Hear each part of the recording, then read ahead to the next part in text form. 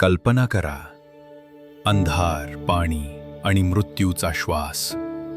कुठेही प्रकाश नाही, कुठेही मार्ग नाही, आणि आत अडकलेली आहेत 13 लहान जीव.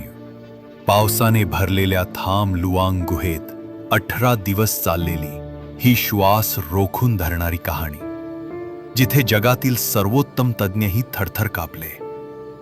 ही आहे त्या मुलांची, त्यांच्या प्रशिक्षकाची आणि हजारो लोकांच्या अथक प्रयत्नांची अद्भुत गाथा.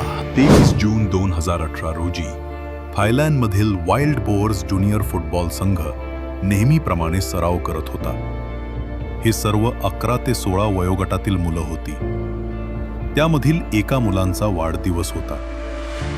या खास प्रसंगाचं औचित्य साधून त्यांनी सराव केल्यानंतर थाम लुआंग गुहेत साहसी प्रवासाला जाण्याचा विचार केला.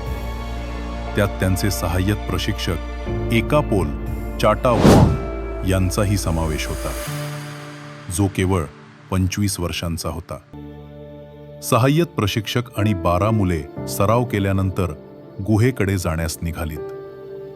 त्यांच्या सायकली, पिशव्या, शूज आणि इतर सामान बाहेर ठेवून थाम लुआंग गुहेच्या प्रवेशद्वाराकडे जातात व ते गुहेत प्रवेश करतात. ही गुहा थायलंड आणि म्यानमारच्या सीमेवर ढगांनी झाकलेल्या दोई नांग नॉन पर्वतांच्या खाली आहे. ही गुहा अंदाजे 10 किलोमीटर लांबीची आहे, ज्यामध्ये अरुंद मार्ग, गुंतागुंतीचे बोगदे आणि खोल, वळणदार भेगा आहेत. अगोदर पण ही मुलं या गुहेमध्ये येऊन गेले होते. त्यांनी या गुहेत प्रवेश केला. पण हा दिवस एक साहसाचा नव्हता, तर एक प्रलयकारी घटना होती, ज्याने त्यांना मृत्यूच्या उंबरठ्यावर आणले होते. गुहेत प्रवेश केल्यानंतर थोड्याच वेळातच हवामान बदलते आणि मुसळधार पाऊस पडू लागतो. मुले गुहेत होती, त्यामुळे त्यांना पावसाची जाणीव नव्हती. ते त्यांच्या मजामस्तीत हरवून गेले होते. तेव्हा अचानक पावसाचे पाणी वेगाने गुहेत शिरायला लागले. पाणी आत येताना पाहून मुलांना पावसाची जाणीव झाली.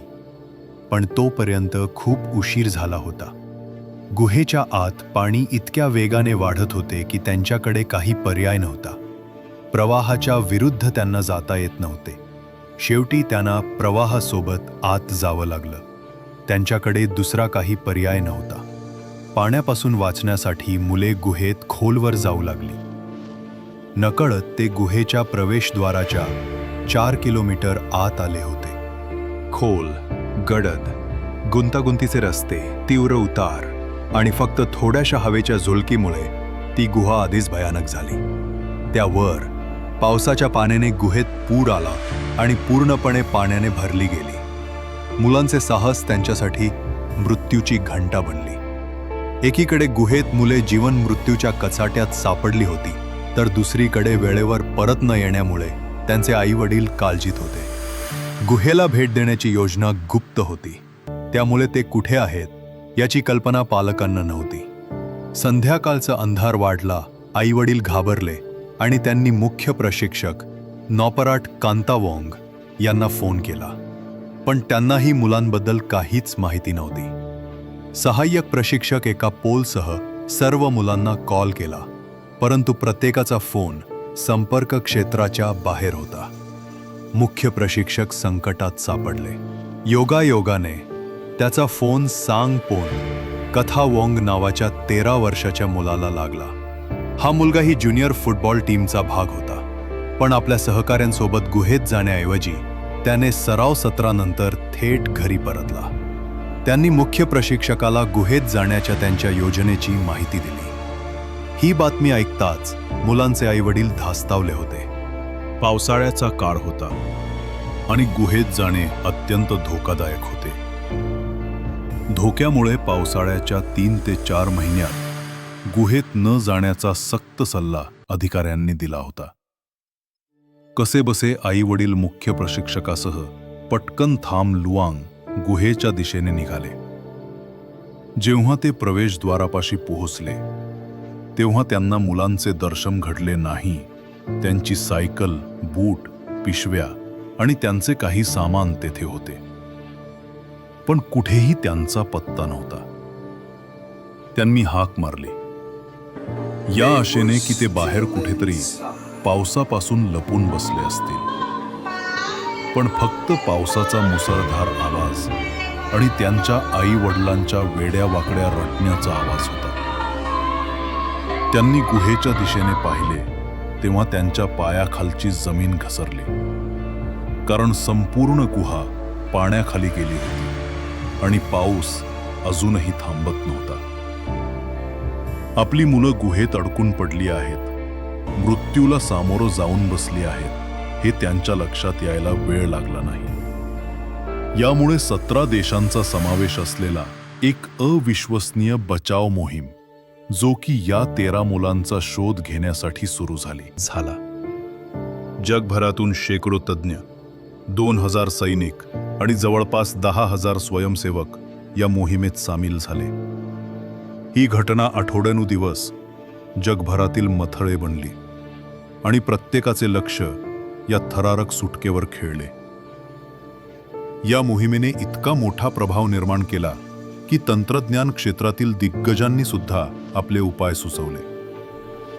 टेस्ला आणि स्पेस एक्सचे मालक एलॉन मस्क यांनी स्वतः या मोहिमेत रस घेतला. त्यांनी किड साईज सबमरीन तयार करण्याची कल्पना मांडली, ज्यामध्ये प्रत्येक मुलाला ठेवून पाण्यातून सुरक्षित बाहेर आणता येईल असा त्यांचा प्रस्ताव होता.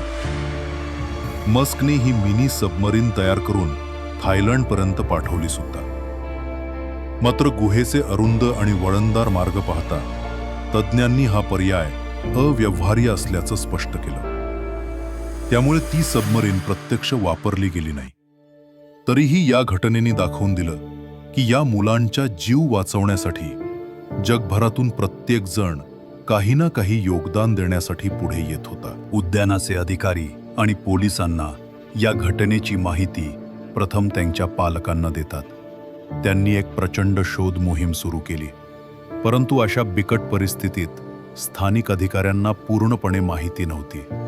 त्यांना या अगोदर असा कोणताही अनुभव नव्हता. त्यामुळे या कठीण परिस्थितीमध्ये त्यांना मदत होईल असंही नव्हतं.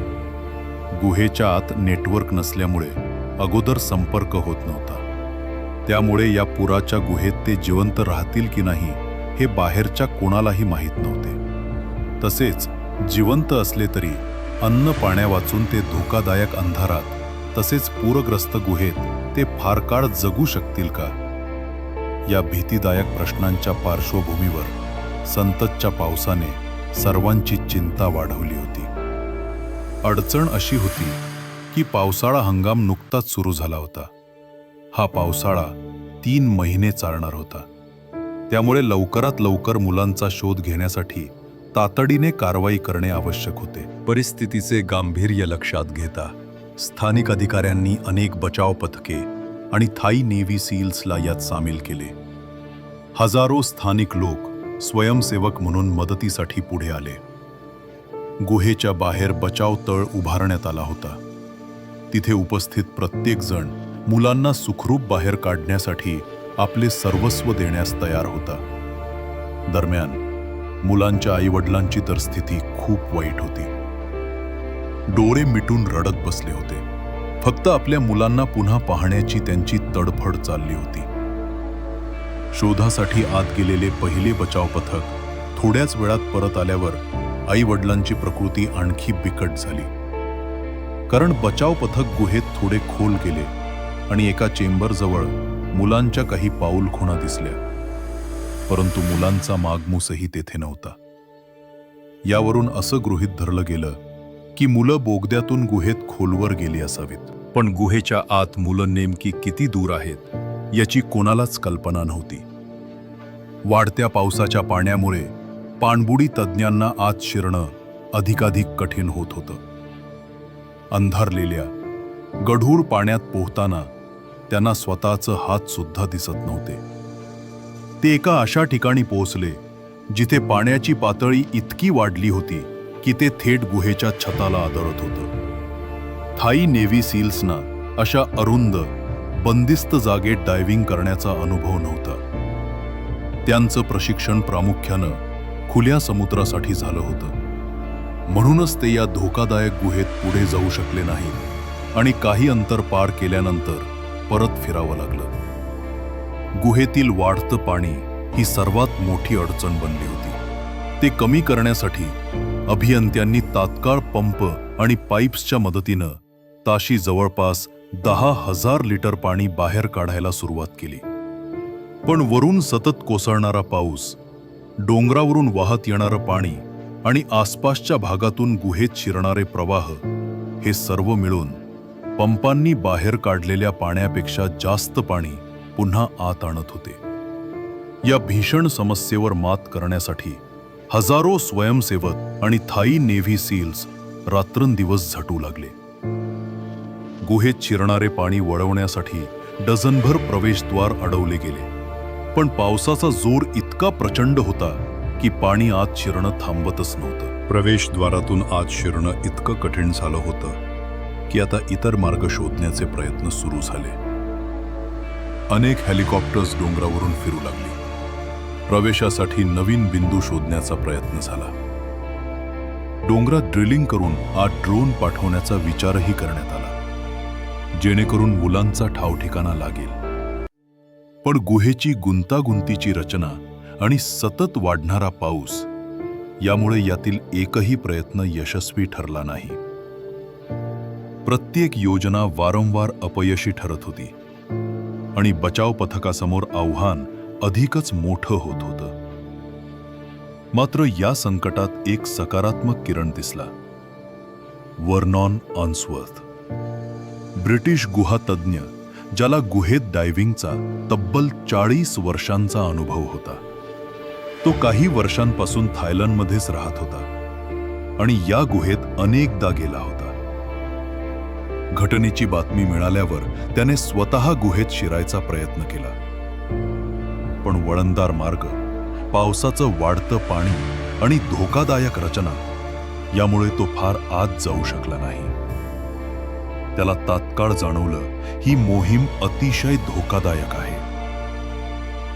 वर्नॉनच्या मते या मोहिमेसाठी जगातील सर्वोत्तम गुहेतील पाणबुडी तज्ज्ञ आवश्यक होते. म्हणूनच त्याने थाई सरकारला सल्ला दिला. तातडीने ब्रिटिश केव्ह रेस्क्यू काउन्सिलशी संपर्क साधावा आणि तज्ज्ञांना थायलंडमध्ये बोलावून घ्यावं. तोपर्यंत 4 दिवस उलटून गेले होते आणि ती मुले अजूनही अंधाऱ्या गुहेत अडकलेली होती. काळ जसजसा पुढे सरकत होता तसतशी त्यांच्या जगण्याची शक्यताही हळूहळू कमी होत चालली होती. थाई नेव्ही सील्स आणि स्थानिक अधिकाऱ्यांनी केलेले प्रत्येक प्रयत्न अपयशी ठरत होते. 4 दिवसांचा संघर्ष ओलांडून आता गुहेत अडकलेल्या मुलांची कहाणी संपूर्ण जग श्वास रोखून पाहत होते. ही फक्त थायलंडची नाही तर संपूर्ण जगाची कहाणी झाली होती. आंतरराष्ट्रीय माध्यमातून बातमी पसरताच मदतीचा प्रचंड ओघ सुरू झाला. ऑस्ट्रेलिया, ब्रिटन, अमेरिका, चीन आणि भारतासह तब्बल 17 देशांनी आपले हात पुढे केले.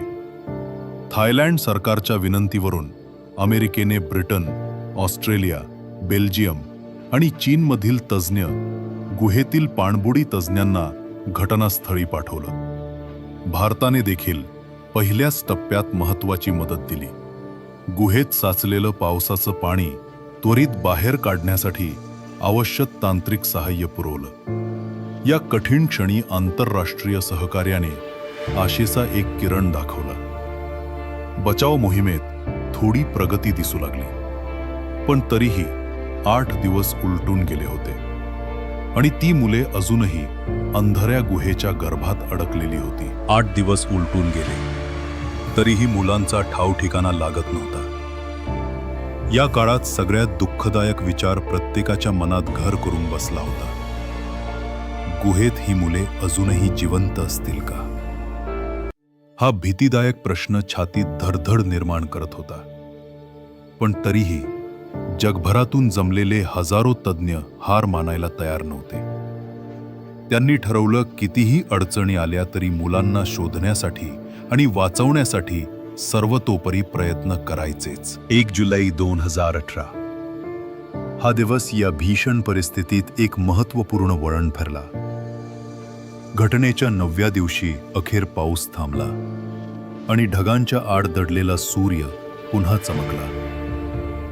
जणू या सूर्यकिरणासोबत बचाव मोहिमेत आशेची एक नवी पहाट उगवली होती. हवामान स्वच्छ झालं. पंपांच्या सततच्या प्रयत्नांमुळे गुहेतील पाण्याची पातळी हळूहळू खाली जाऊ लागली. प्रवेशद्वारापासून जवळपास 700 मीटर अंतरावर पाणी लक्षणीयरित्या कमी झालं होतं. परिस्थिती थोडी सुधारत असल्याचं पाहून चियांग रायचे गव्हर्नर आणि बचाव मोहिमेचे प्रमुख नारोंगसाक ओस्ताना कॉर्न यांनी सर्व थाई नागरिकांना सतर्क राहण्याचं आवाहन केलं. आता थाई नेव्ही सील्स आणि ब्रिटिश गुहेतील पाणबुडी तज्ज्ञ अधिक जोमाने पुढे जाण्यास सज्ज झाले. आधीच अंधाऱ्या आणि जीव घेण्या गुहेत दिवसाचे 12 ते 14 तास झटणारे हे तज्ज्ञ टप्प्याटप्प्याने प्रगती करत होते. त्यांनी प्रवेशद्वारापासून 700 मीटर आत एक ऑपरेटिंग बेस उभारला, ज्याला चेंबर 3 असं नाव देण्यात आलं. आता पुढची संपूर्ण मोहीम याच चेंबर 3 पासून सुरू होणार होती. चेंबर 3 पासून ब्रिटिश गुहेतील पाणबुडी तज्ज्ञांनी पुन्हा डुबकी मारली. पूर्ण अंधार डोळ्यासमोर काहीच दिसत नव्हतं. अगदी हातासमोर हात सुद्धा दिसत नसलेल्या पाण्यातून ते हळूहळू अरुंद वळणदार मार्गातून पुढे सरकत होते. परतीचा रस्ता विसरू नयेत म्हणून त्यांनी मागे एक मजबूत दोर बांधला होता. तोच त्यांचा आधार आणि सुरक्षिततेची हमी होता. गुहेत अनेक बोगदे भेटत असल्यामुळे प्रत्येक टप्प्यावर एकमेकांशी नीट समन्वय साधत पुढे जावं लागत होतं. शोध मोहीम चालू असताना असा अंदाज बांधण्यात आला, मुले पाण्यापासून वाचण्यासाठी उंच जागी गेले असतील, म्हणून त्यांचा संभाव्य ठावठिकाणा म्हणून पटाया बीच निवडला गेला. पण अनेक तासांच्या डुबकीनंतरही जॉन व्हॅलेंथॅन आणि रिक स्टॅन्टन यांना तिथे मुलांचा थोडासाही मागमूस सापडला नाही. यामुळे पथक निराश झालं, पण त्यांनी हार मानली नाही. ऑक्सिजन मर्यादित असल्याने त्या क्षणी त्यांनी परत फिरण्याचा निर्णय घेतला. पण थोडा वेळ थांबून शांतपणे विचार करून त्याच 2 ब्रिटिश गुहेतील पाणबुडी तज्ज्ञांनी पुन्हा एकदा पुढे जाण्याचं ठरवलं. ते पटाया बीचच्या पुढे गेले. जवळपास 400 मीटर आत शिरताच अचानक त्यांना गुहेच्या पाण्यात मानवी उपस्थितीची चिन्ह जाणवली. हलक्या घाणीचा वास, हवेतील बदल. त्यांनी मुखवटा काढून टॉर्च लावली आणि मग जे दृश्य त्यांच्या समोर आलं ते पाहून जगभर सुटकेचा निश्वास टाकला. त्या बंदिस्त, अंधाऱ्या, पाण्याने भरलेल्या गुहेत 10 दिवसांपासून जिवंत राहिलेली ती 13 मुलं होती. ही बातमी बाहेर पोहोचताच मुलांच्या कुटुंबियांच्या डोळ्यांतून आनंदाश्रू वाहू लागले. पहिल्या दिवसापासून गुहेबाहेर वाट पाहणाऱ्या पालकांच्या प्रार्थनेला अखेर उत्तर मिळालं होतं. जगभरातील माध्यमांमधून ही बातमी पसरताच आनंदाची लाट उसळली. लोक आश्चर्यचकित होते. अंधार, भूक आणि तहान सहन करत अन्नाशिवाय ही मुलं 10 दिवस जिवंत कशी राहिली? त्यामागे सर्वात मोठं योगदान होतं त्यांच्या सहाय्यक प्रशिक्षकाचं, एकापोल चांतावांगचं. फुटबॉल प्रशिक्षक होण्यापूर्वी एकापोल जवळजवळ 10 वर्ष बौद्ध भिक्षू म्हणून जगला होता. त्या अनुभवाचा उपयोग करून त्याने मुलांना दररोज ध्यान शिकवलं. शांत राहायला, घाबरू नये आणि आपली ऊर्जा वाचवायला त्याने त्यांना शिकवलं. भूक भागवायला अन्न नव्हतं, पण गुहेच्या छतावरून गळणाऱ्या थेंबाथेंबाने त्यांनी तहान भागवली. अशा प्रकारे ते 10 दिवस जिवंत राहिले. 35 वर्षांच्या एकापोलने या कठीण काळात खऱ्या अर्थाने नेतृत्व दाखवलं. त्याने केवळ मुलांना सुरक्षित ठेवलं नाही, तर त्यांच्यात जगण्याची आशाही जिवंत ठेवली. मुलं सापडल्यानंतर बचाव पथकाने लगेच त्यांना अन्न, पाणी, ब्लँकेट, ऑक्सिजन आणि वैद्यकीय मदत पुरवली आणि संपूर्ण जग त्यांच्या जगण्याचा आनंद साजरा करू लागलं. 10,000 स्वयंसेवक, 2,000 सैनिक आणि 100हून अधिक गुहेतील पाणबुडी तज्ज्ञांच्या अथक परिश्रमांमुळे अखेर मुलं जिवंत सापडली. पण तज्ज्ञांच्या मते हे फक्त पहिलं पाऊल होतं. खरं मोठं आव्हान अजून बाकी होतं. जवळपास 4 किलोमीटर अंतरावरून त्या मुलांना सुरक्षितपणे बाहेर कसं काढायचं. सुरुवातीची योजना अशी होती, पावसाळा संपेपर्यंत पुढचे 6 महिने मुलांना गुहेतच ठेवायचं, त्यांना अन्न पाणी पुरवत राहायचं आणि मग गुहा कोरडी झाल्यावर बाहेर काढायचं. पण जेव्हा गुहेतल्या हवेची तपासणी झाली तेव्हा धक्कादायक सत्य समोर आलं. ऑक्सिजनची पातळी फक्त 15% होती, जेव्हा की सामान्य माणसाला जगण्यासाठी किमान 21% ऑक्सिजन आवश्यक असतो. या परिस्थितीत मुलांना 6 महिने गुहेत ठेवणं अशक्य होतं. शारीरिकदृष्ट्या ते कदाचित वाचले असते, पण मानसिकदृष्ट्या ती मुलं कोलमडून पडली असती. म्हणून ही योजना तात्काळ रद्द करण्यात आली. तोपर्यंत थाई नेव्ही सील्सना या पूरग्रस्त गुहेत आधीच प्रचंड आव्हानांचा सामना करावा लागला होता. कित्येक दिवस सतत पंपांच्या मदतीने जवळपास 1,20,000 दशलक्ष लिटर पाणी बाहेर काढण्यात आलं. तरीही गुहेचा बराचसा भाग अजूनही पाण्याने भरलेला होता. गुहेची रचना अतिशय गुंतागुंतीची होती. काही ठिकाणी मार्ग 50 फूट खोल होता, तर काही ठिकाणी बाहेर पडण्यासाठीची जागा फक्त 2 फूट रुंद. अशा बिकट परिस्थितीत मुलांना सुरक्षित बाहेर काढण्यासाठी आता एक परिपूर्ण बचाव योजना आखणं हाच एकमेव पर्याय उरला होता. तोवर शेकडो नेव्ही सील तज्ज्ञ दररोज गुहेत शिरून मुलांना अन्न, पाणी आणि ऑक्सिजन पोहोचवत होते.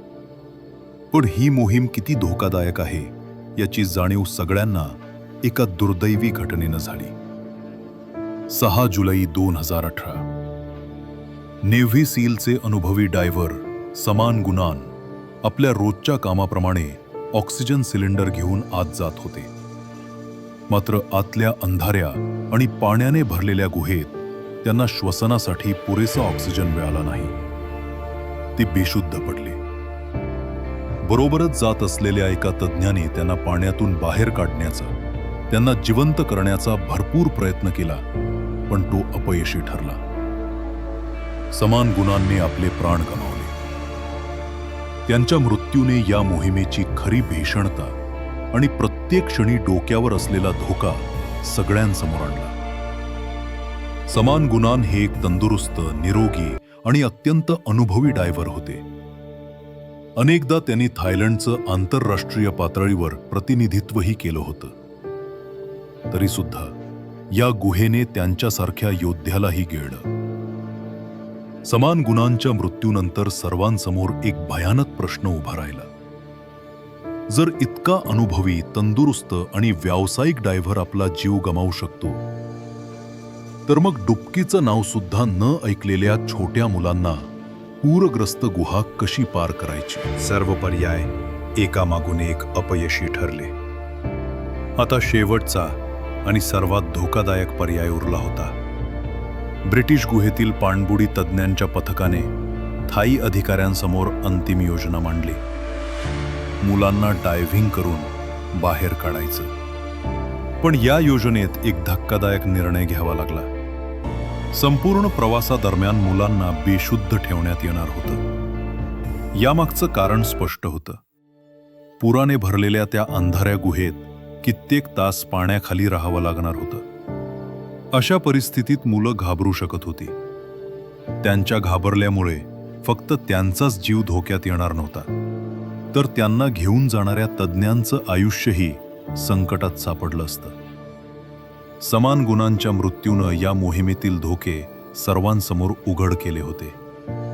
म्हणून धोका माहीत असूनही ही योजना मंजूर करण्यात आली. मुलांच्या हातांना आणि चेहऱ्यांना पूर्णपणे सीलबंद ऑक्सिजन मास्क लावण्यात येणार होते. त्यांच्यासाठी खास हार्नेस तयार केले गेले, ज्याच्या पाठीवर हँडल्स बसवले होते, जेणेकरून तज्ज्ञ त्यांना डफेल बॅगसारखं सहज उचलून बाहेर आणू शकतील. अशा प्रकारे एक अभूतपूर्व आणि पूर्णपणे प्रायोगिक बचाव योजना आखण्यात आली.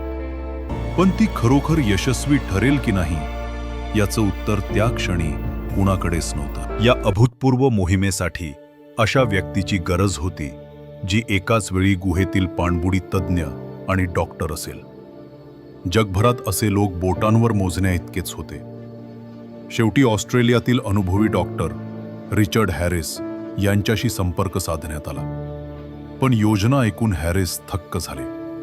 त्यांच्या मते अशा प्रकारे मुलं वाचण्याची शक्यता जवळजवळ शून्याच्या पुढे होती. बचाव पथकाला हे धोके माहीत होते, पण दुसरा कोणताही पर्याय उरला नव्हता आणि वेळही आता फारच कमी उरला होता. तोपर्यंत ती मुलं गुहेत तब्बल 15 दिवसांपासून अडकलेली होती. हवामान खात्याच्या अंदाजाने चिंतेत अजून भर टाकली.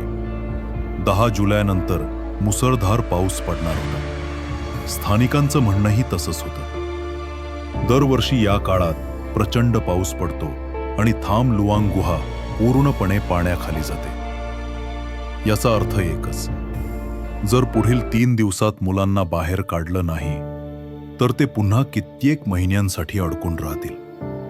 म्हणूनच सर्व धोके, अडचणी आणि परिस्थिती लक्षात घेऊन अखेर बचाव पथकाने या धोकादायक योजनेला हिरवा कंदील दिला. 8 जुलै 2018 अखेर तो दिवस उजाडला, ज्या दिवशी जगातील सर्वात धोकादायक आणि धाडसी बचाव मोहीम सुरू होणार होती. ऑस्ट्रेलियातील डॉक्टर रिचर्ड हॅरिस स्वतः या मोहिमेत सामील झाले. गुहेत पोहोचताच त्यांनी प्रत्येक मुलाचं वय, वजन आणि शारीरिक क्षमता लक्षात घेऊन भूल इंजेक्शनचा डोस ठरवायला सुरुवात केली. योजनेनुसार एका दिवसात फक्त 4 मुलांची सुटका करण्यात येणार होती आणि प्रत्येक मुलासाठी एक अनुभवी गुहेतील पाणबुडी तज्ज्ञ नियुक्त करण्यात आला होता. या मोहिमेत प्रमुख भूमिका बजावणारे होते जॉन व्हॅलेंथेन, रिक स्टॅन्टन, जेसन मॅलिन्सन आणि क्रिस ज्युएल हे 4 ब्रिटिश तज्ज्ञ. मुलं पूर्णपणे बेशुद्ध असल्यामुळे त्यांचं जीवन आता फक्त त्या तज्ज्ञांच्या हातात होतं. या अंधाऱ्या आणि जीव घेण्या प्रवासात त्यांना एकाच वेळी 2 जबाबदाऱ्या पार पाडाव्या लागत होत्या. मुलांना सुरक्षितपणे बाहेर नेणं आणि पाण्याखालील गाईड दोरी धरून योग्य मार्गक्रमण करणं. गुहेतील पाणी पूर्णपणे गढूळ झालं होतं. डोळ्यासमोर काहीच दिसत नव्हतं. म्हणूनच प्रत्येक क्षणी त्या दोरीला घट्ट पकडणं हा तज्ज्ञांसाठी एकमेव आधार होता. क्षणभर जरी दोरी सुटली तर ते गुहेत हरवून कायमचे अडकण्याचा धोका होता. याहून मोठा धोका होता मुलं मध्येच शुद्धीवर आली तर. असं झाल्यास घाबरून त्यांचा जीव धोक्यात येऊ शकत होता. म्हणूनच गरज पडल्यास त्यांना लगेच अजून एक शामक इंजेक्शन द्यावं लागणार होतं. या खडतर प्रवासात प्रत्येक मुलासोबत सर्वात अनुभवी तज्ज्ञ होते. शिवाय मधल्या ठिकाणी म्हणजे इंटरमिडिएट पॉइंट्सवर इतर सहाय्यक पथके तैनात होती. त्यांचं काम होतं मुलांची काळजी घेणं, ऑक्सिजन सिलेंडर बदलणं आणि आपत्कालीन प्रसंगी मदत करणं. ही सुटका 2 टप्प्यात विभागली गेली होती. पहिल्या टप्प्यात तज्ज्ञांनी मुलांना चेंबर 3 पर्यंत आणायचं होतं आणि दुसऱ्या टप्प्यात चेंबर 3 मध्ये वैद्यकीय तपासणीनंतर त्यांना सपोर्ट टीमच्या मदतीने गुहेबाहेर आणायचं होतं. अनेक अनिश्चिततेच्या पार्श्वभूमीवर अखेर 8 जुलै 2018 रोजी पहिला बचाव सुरू झाला. योजनेनुसार 4 ब्रिटिश तज्ज्ञांनी 4 मुलांना भूल देऊन बेशुद्ध केलं आणि मग ठरलेल्या नियमित अंतराने ते आतल्या अंधाऱ्या मार्गांमधून पुढे सरकू लागले. संपूर्ण जगाचे डोळे आता याच क्षणावर खिळले होते. जगभरातील लाखो लोक श्वास रोखून प्रत्येक बातमीची वाट पाहत होते. गुहेच्या आत तणाव तितकाच वाढला होता जितका बाहेर होता. प्रत्येक तज्ज्ञाच्या एका हातात गाईड दोरी घट्ट पकडलेली आणि दुसऱ्या हातात एका मुलाचं आयुष्य. मार्ग इतका अरुंद होता की काही ठिकाणी एका वेळी फक्त एकच व्यक्ती जाऊ शकत होती. अशा ठिकाणी तज्ज्ञांना स्वतःचं शरीर आणि सोबत असलेलं बेशुद्ध मूल दोघंही स्वतंत्रपणे वाचवण्याची जबाबदारी पार पाडावी लागत होती. दरम्यान त्यांना स्वतःचे ऑक्सिजन सिलेंडरही बदलावे लागत होते. प्रत्येक क्षणी मृत्यू डोक्यावर घेऊन हा प्रवास सुरू होता. कित्येक तासांच्या संघर्षानंतर अखेर एकामागून एक 4 तज्ज्ञांनी 4 मुलांना घेऊन चेंबर 3 मध्ये पोहोचवलं. पहिल्या दिवशीची ही यशस्वी सुटका बाहेर वाट पाहणाऱ्या पालकांसाठी आशेचा किरण ठरली. पण अजून 9 मुलं आणि त्यांचा प्रशिक्षक गुहेच्या अंधारात अडकलेले होते आणि पुढचे दिवस तितकेच धोकादायक ठरणार होते. येथून मोहिमेचा दुसरा टप्पा सुरू झाला. वैद्यकीय तपासणी करून सपोर्ट टीमने मुलांना स्ट्रेचरवर घेतलं आणि हळूहळू बाहेर नेलं.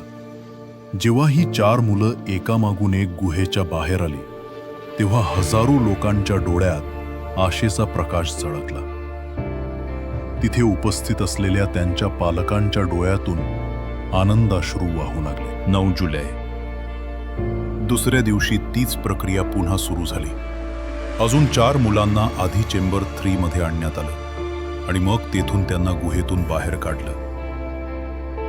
इस्पितळात दाखल झालेल्या या मुलांची स्थिती पाहून सगळ्यांना दिलासा मिळाला. अशा प्रकारे 2 दिवसात 8 मुलं सुखरूप वाचवली गेली होती.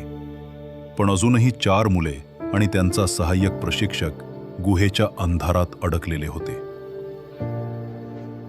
10 जुलै. तिसरा दिवस. आता हवामान ही सर्वात मोठी चिंता होती. आकाशात ढग दाटून आले होते आणि कधीही मुसळधार पाऊस सुरू होऊ शकत होता. जर पाऊस पडला तर गुहेतलं पाणी पुन्हा वाढून बचाव कार्य अपूर्ण राहण्याचा धोका होता. म्हणूनच निर्णय घेतला गेला, आजच उरलेली 5ही जण बाहेर आणायची. डॉक्टर रिचर्ड हॅरिस यांनी 4ही मुलांना आणि त्यांच्या सहाय्यक प्रशिक्षकाला भूल दिली. मग तज्ज्ञ ड्रायव्हर्स एक एक करून त्यांना घेऊन त्या जीव घेण्या मार्गातून पुढे सरकू लागले. शेवटच्या दिवशी 4 ड्रायव्हर्स आधीच 4 मुलांना घेऊन पुढे सरकले होते. पण अजूनही एक शेवटचा मुलगा गुहेच्या अंधारात अडकलेला होता. याच क्षणी सर्वात मोठी समस्या उद्भवली. तो मुलगा इतका लहान होता की त्याच्या चेहऱ्यावर ऑक्सिजन मास्क बसतच नव्हता. या मुलाची जबाबदारी ब्रिटिश तज्ज्ञ जेसन मॅलिन्सन यांच्यावर होती. त्यांनी पूर्ण ताकदीने मास्क घट्ट बांधण्याचा प्रयत्न केला, पण तो लहान चेहऱ्यावर बसत नव्हता. थोड्याच वेळात त्यांनी दुसऱ्या प्रकारचा मास्क वापरून पाहिला. तो थोडासा बसला, पण त्यातही एक मोठी अडचण होती. तो सहजच बाजूला निघू शकत होता. वेळ खूपच कमी होता. बाहेर पाऊस कधीही सुरू होऊ शकत होता. इतर कोणताही पर्याय उरला नव्हता. अखेर जेसन मॅलिन्सनने धाडसी निर्णय घेतला. जो मास्क अर्धवट बसला होता त्याच्यावर विश्वास ठेवून डाईव्ह मारायची. त्यांनी त्या लहान मुलाला आपल्या हातात घेतलं आणि पूर्ण अंधाराने भरलेल्या जीव घेण्या गुहेच्या मार्गातून पुढे सरकायला सुरुवात केली. प्रत्येक क्षणी भीती होती. जर मास्क सरकला तर त्या मुलाचा जीव धोक्यात येईल. पण मॅलिन्सन ठाम राहिले. प्रत्येक हालचाल सावधगिरीने करत ते हळूहळू पुढे सरकत राहिले. त्यांनी मुलाला घट्ट पकडलं. टॉर्चच्या मंद प्रकाशात गाईड दोरीला धरून ते अंधाराच्या गर्तेत पुढे सरकू लागले. प्रत्येक क्षण तणावाने भरलेला, प्रत्येक श्वास मृत्यूच्या सावलीत. कित्येक तासांच्या पाण्याखालील खडतर प्रवासानंतर एकामागून एक तज्ज्ञ मुलांना घेऊन अखेर चेंबर 3 पर्यंत पोहोचू लागले. ब्रिटिश तज्ज्ञ क्रिस ज्युएल देखील एका मुलाला घेऊन पुढे सरकत होता. सुरुवातीला सर्व काही नियोजनाप्रमाणे चालू होतं. पण जेव्हा त्याने जवळपास 500 फूट डाईव्ह मारली तेव्हा अचानक त्याचा हात गाईड दोरीवरून सुटला. क्षणात आजूबाजूचं सगळं काळं झालं. डावीकडे, उजवीकडे, वर, खाली कुठेही काहीच दिसत नव्हतं. अगदी स्वतःचे हात सुद्धा नाही. ज्युएल घाबरला नाही. त्याने अंधारात हात फिरवत दोरी शोधायचा प्रयत्न सुरू केला. काही मिनिटांनी त्याच्या हाताला एक वायर लागली. ती म्हणजे सुरुवातीच्या बचाव मोहिमेत टाकलेली इलेक्ट्रिक लाईन. पण ही वायर बाहेर जाण्याऐवजी आतल्या बाजूला नेत होती. अंधारात ज्युएलला तीच गाईड दोरी वाटली आणि तो चुकीच्या दिशेने पुढे जाऊ लागला. थोडं पुढे गेल्यावर त्याला काहीतरी गडबड असल्याची जाणीव झाली. तो एका ठिकाणी थांबला, शांतपणे निरीक्षण केलं आणि मग लक्षात आलं तो आतल्या दिशेने जात होता, म्हणजेच मागे फिरत होता. ताबडतोब त्याने दिशा सुधारली.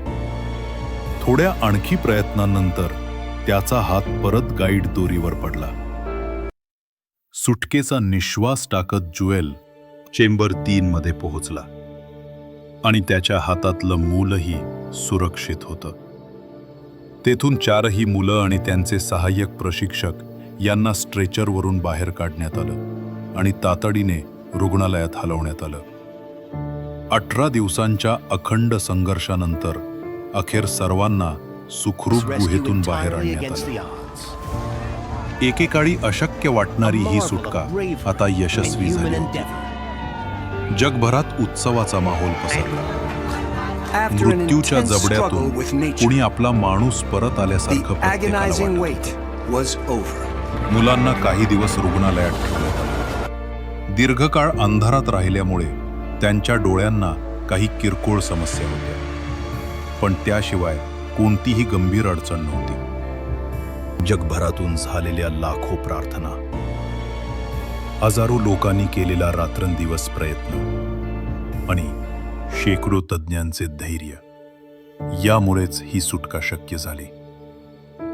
पण या मोहिमेचं खरं मूल्य अधोरेखित केलं ते नेव्ही सील समान गुणान यांच्या बलिदानाने.